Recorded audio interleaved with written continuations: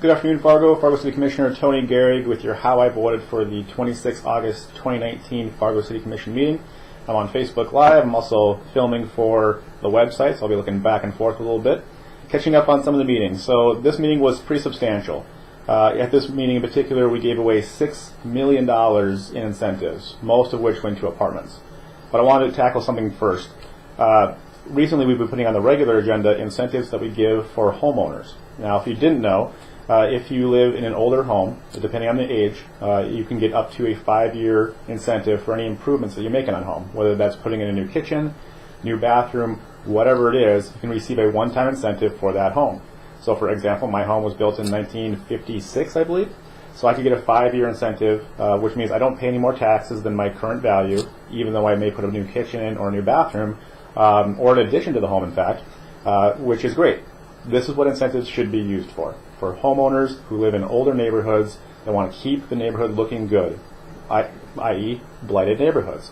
So, for example, the Roosevelt neighborhood, which is where I live, there are a lot of older homes in disrepair, and if we could offer a small, short-term incentive that costs basically taxpayers almost nothing, pennies if anything for each taxpayer, these homes would be renovated instead of being torn down or turned into apartment complexes, which a lot of people don't like.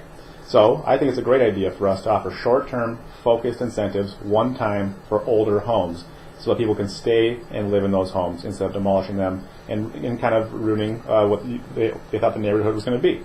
So I'm all for those type of incentives.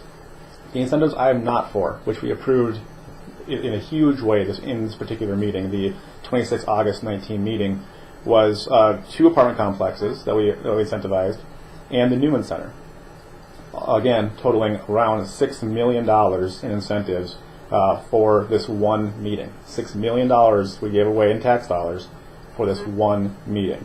The 2 apartments were in downtown Fargo. John Strand and I, it was a 3-2 vote. John Strand and I voted against it for different reasons. John voted against it, if I recall correctly, because they did not offer any low-income housing component with that incentive, which is what he's big on, which makes sense. I voted against it because, as you know, I believe these are unnecessary, especially for apartments. We have a glut of apartments in the city of Fargo, and we're making that problem worse by offering incentives for people who are building apartments. And it doesn't matter where you build the apartment. It doesn't matter. We should not be offering incentives for more apartments. We have plenty of them. We need to focus more on single-family homes in the city of Fargo.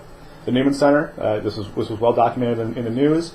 They ended up getting a long-term incentive. It was a 3-2 vote. Dave and I voted against the incentive. Again, I wish the Newman Center all the luck in the world. I think it was a great project. I myself went to NDSU. I myself am a Catholic.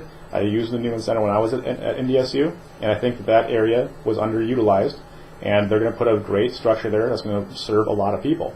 However, it is not incumbent upon the taxpayers of Fargo to help fund those projects. The church is funding their portion of it, and then the developers is funding the other portion of it, and that's how it should work.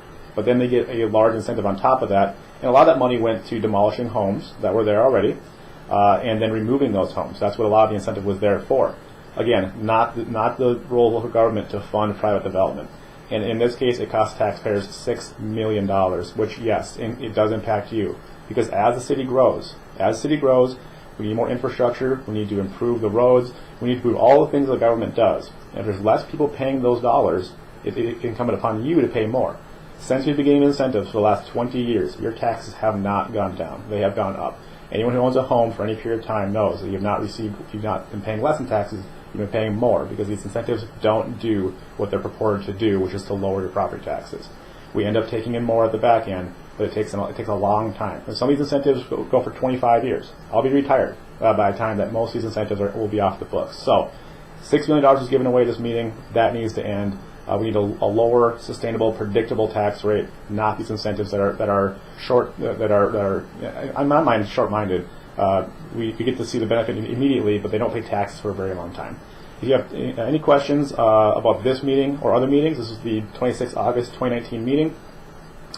Email me, message me on Facebook, send me a text message, and please share and like the videos. And please keep watching how we're spending your tax dollars. Thank you.